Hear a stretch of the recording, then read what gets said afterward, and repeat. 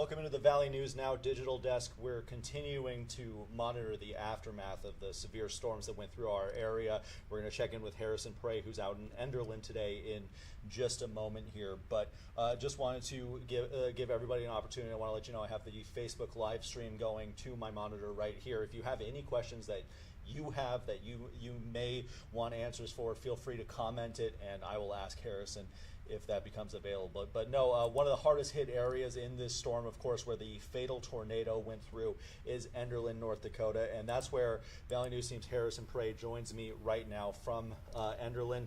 Harrison, I guess, looking behind you right now, just you can see the aftermath of what happened over the weekend. What have you seen in town so far? Yeah, Devin, I've been seeing much of the same thing as you. I've driven by a bunch of other places, not just this home in particular, where you see damages left and right. I've seen power lines down. I've seen construction crews trying to get the power lines back up.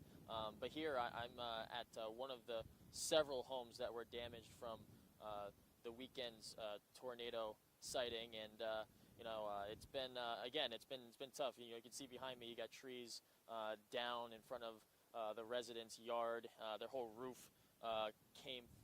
collapsed, and there's just been a lot of members of the Enderlin community coming by, and even people as far as Horace making their way over here to come and help out those that were affected by the tornado. So it's been a really tough sight to see following the aftermath of the tornado in this area.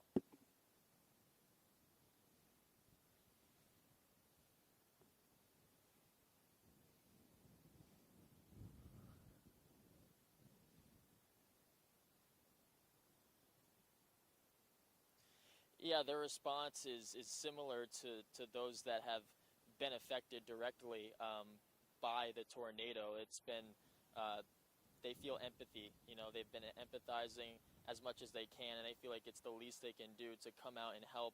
I've seen either friends or family of this residence in particular, and other ones too, coming to help out in any way that they can.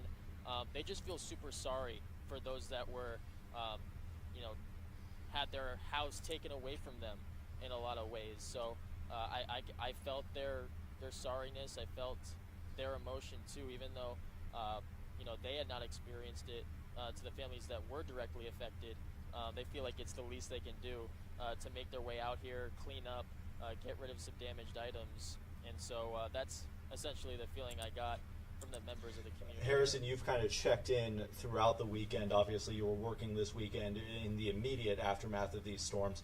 What have you seen in that area, as the damage continues to develop there, get cleaned up? Kind of what have you seen through the town in your times checking in there so far? I've seen multiple roofs just completely taken off of the house. That's one of the main things that have stuck out to me that I've driven by. Obviously, I went to a home in Enderlin yesterday where an Enderlin firefighter came to volunteer, not even as a part of his job, but just to help out, just because he said he knew that's what he would get in return if something similar happened to him. And so one of the things that's really been sticking out to me is just the roofs that have come off due to the tornado and how severe it's been. So that really shocked me. The house I went to yesterday, that roof was on top of a truck. So that kind of gives you a good image of just how strong this tornado was. Yeah, we've seen some of the drone video that we saw through that area. It's a horrifying scene, and so the impact of this community, it's going to be felt for a long time out there. Harrison, kind of what's your angle on this tonight? Kind of what have you been working on, and what can the people expect from you tonight on Valley News Live at 6? Well, what people can expect coming up tonight at 6 is my discussion with a homeowner who not only got his house wrecked, as you can see behind me, but he lost some family members too. And so I was able to talk with him and really get his sense on how he's going to move forward from here. He's been talking with insurance. He doesn't know really where to move forward from this point on, but he's just super thankful that people have came out of their way to help him out, and he's just doing whatever he can to clean up.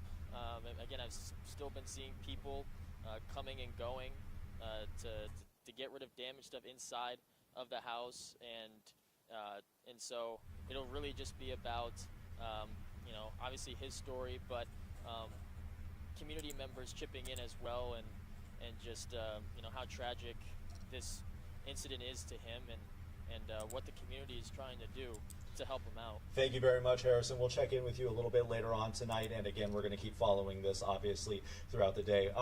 Harrison, I'm going to let you go. I'm actually going to play some drone video that we've gotten from our friends at Flag Family Media. Thank you again, Harrison. I'll chat with you later, buddy. But no, we're going to look at some of the damage that the Enderlin area has seen, and just kind of what people are dealing with. Again, Harrison mentioned all of the roofs taken off of houses entirely. You can see several fallen trees there. Just an awful undertaking that the community of Enderlin is going to be trying to recover from now. So we'll continue to follow that, of course, and other areas going through this as well. This was, of course, not isolated to the Enderlin area. We had multiple tornadoes all throughout the night. We're going to talk to Stacy Van Dyke now, who checked in Arthur, North Dakota, and brings us this report. Go ahead, Stacy. Arthur, North Dakota. Here's just a shot of a tree down. It's similar story everywhere. That tree right on an apartment complex. But if you come over here, this is kind of what we're focusing on today. We came over here because Kelly's Cafe here did a post on social media saying they can't even open today because power has been out. They lost everything cold. Their cafe closed today. But if you come inside in this store, there's a grocery store called Mary's Market. That's where I've been most of the morning, talking to the owners about their inventory loss. They don't have anything cold. They're greeting customers at the door saying, sorry, nothing cold there, and they're throwing away everything frozen right now. Their story is heartbreaking, and we will bring you that tonight on Valley News Live. We're here in Arthur. We're going to head up to Hunter, North Dakota next to take a look at the damage there. So we will bring you that tonight on Valley News Live. A lot more in store. Sorry about that echo. We'll fix that. From Stacy tonight. Be sure to stay tuned. We also have team coverage going on in Bemidji, Minnesota right now. Of course, another area that was heavily affected by this tornado. Bobby Fallow was up there. He actually just talked to the president of Bemidji State University, an area that saw a lot of damage in those heavy winds that they faced over the weekend. So be sure to stay tuned. Again, we're going to keep you updated throughout the day here on the Valley News Now digital desk, on our website, valleynewslive.com. The VNL News and weather apps both have important updates about this. And of course, Valley News Live at 4, 5, 5:30, 6, 6:30, 9, and 10. Be sure to stay tuned. We're going to sign off for now. Thank you for joining us on this Valley News Now digital hit. I'm Devin Fry.